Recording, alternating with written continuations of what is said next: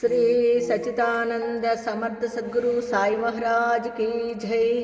సాయి బిడ్డలందరికీ కూడా సాయినాథుని ఆశీర్వాదాలతో మనం గురుచరిత్ర పారాయణము 40 అధ్యాయంలోకి వచ్చామండి. శ్రీ గణేశాయ నమః, శ్రీ సరస్వత్యై నమః, శ్రీ గురుభ్యో నమః. సిద్ధయోగి శ్రీ గురు లీలలను ఇంకా ఇలా వివరించారటండి. గంధర్వపురానికి ఒకనాడు నరహరి శర్మయ్య అనే కుష్ఠిరోగి వచ్చాడట. అతనిది యజుశాఖ గాఢ్య గోత్రం అంట. అతడు స్వామికి నమస్కరించి చేతులు కట్టుకుని ఇలా మనవి చేసుకున్నాడటండి. స్వామి, మీరు సాక్షాత్తు పరంజ్యోతి స్వరూపులని, భక్తులపై వాత్సల్యంతో ఇలా భూమి మీద అవతరించారని విని మిమ్మల్ని ఆశ్రయించేయడానికి వచ్చాను. నా జన్మ ఈ కాలి క్రింద మట్టి వలె వ్యర్థమైపోయింది. నా జన్మ ఈ కాలి క్రింద మట్టి వలె వ్యర్థమైపోయింది. నాకు ఈ కుష్టి వ్యాధి రావడం వలన ఎవరు నా ముఖం కూడా చూడకుండా నన్ను తిట్టుకుంటున్నారు. నేను వేదం అభ్యసించినప్పటికీ ఈ వ్యాధి వలన ఎవరూ నన్ను భోజనానికి కూడా పిలవడం లేదు. అందరికీ జుగుప్స కోల్పుతూ ఇలా బ్రతకడం కంటే చచ్చిపోవడమే మేలనిపిస్తున్నది. ఎన్నో జన్మలలో చేసిన పాపాలన్నీ పేరుకొని నన్ను ఇప్పుడిలా కట్టి కుడుపుతున్నాయి. ఈ బాధ భరించలేకున్నాను. ఈ తెల్ల కుష్టి రోగం తొలగించుకోవడానికి ఎన్నో వ్రతాలు ఆచరించాను, ఎన్ని తీర్థాలు సేవించాను, దేవతలెందరినో మొక్కాను. కానీ దేనివలన ఈ వ్యాధి చికిత్స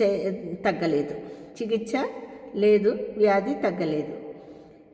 చివరకు మీరే దిక్కని ఇక్కడికి వచ్చాను. నాపై మీకు కూడా దయగలగకుంటే నా ప్రాణాలు ఇక్కడే వదలాలని నిర్ణయించుకున్నాను. నన్ను ఎలాగైనా ఉద్ధరించండి స్వామి అని ఏడుస్తూ సాష్టాంగ నమస్కారం చేశాడట. శ్రీగురుడు అతనిని కరుణించి లెమ్మని చెప్పి, విప్రుడా, ఇది వరకు ఎన్నో పాపాలు చేశావు కనుకనే నీకు ఈ కుష్టి వ్యాధి వచ్చింది. అది తొలగిపోవడానికి నీకు ఒక ఉపాయం చెప్తాము. దాని వలన నీవు శుద్ధుడై దివ్యమైన శరీరాన్ని పొందుతావు అన్నారటండి. ఇంతలో ఒక వ్యక్తి కొన్ని ఎండు కట్టెపుల్లలు తీసుకుని అటుగా వెళ్తున్నాడట. అందులో ఒక మేడి చెట్టు కొమ్మలు కూడా ఉన్నాయట. ఆ చెట్టు ఆ ప్రాంతంలోనే 4 సంవత్సరాల క్రిందట ఎండి మూడైపోయి ఉన్నదట. ఆ యతీశ్వరుడు వాటిలోని ఒక మేడికర్రను చూపి నరహరితో, నాయన, నీకు ఈ మేడికట్టి ఇప్పిస్తాము. నీవు దానిని తీసుకుని పోయి మా మాట యందు దృఢ విశ్వాసం ఉంచి మేము చెప్పినట్లే చెయ్యి. దానిని సంగమంలోని సంగమేశ్వరాలయం వద్ద భీమానది ఒడ్డున భూమిలో నాటు. నిత్యము స్నానం చేసి ఈ రావి చెట్టుకు ప్రదక్షిణ చేసి 2 చేతులలో 2 కుండలు నిండుగా నీరు తెచ్చి 3 పూటల ఆ ఎండుకట్టెకు పోస్తూ ఉండు. అది ఎప్పుడు చిగురిస్తుందో అప్పుడే నీ పాపం పోయి నీ శరీరము స్వచ్ఛమవుతుంది. వెళ్ళు అని చెప్పారట.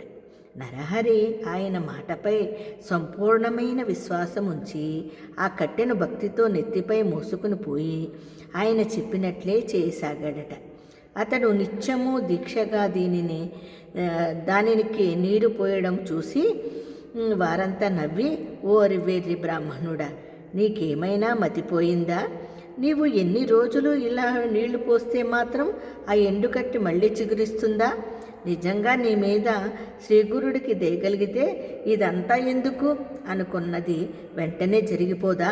నీకు ఈ జన్మలో ఈ రోగం కుదిరితే యోగ్యత లేదని సూచించడానికి శ్రీగురుడు నీకు ఇలా చెప్పారు అన్నారంటండి.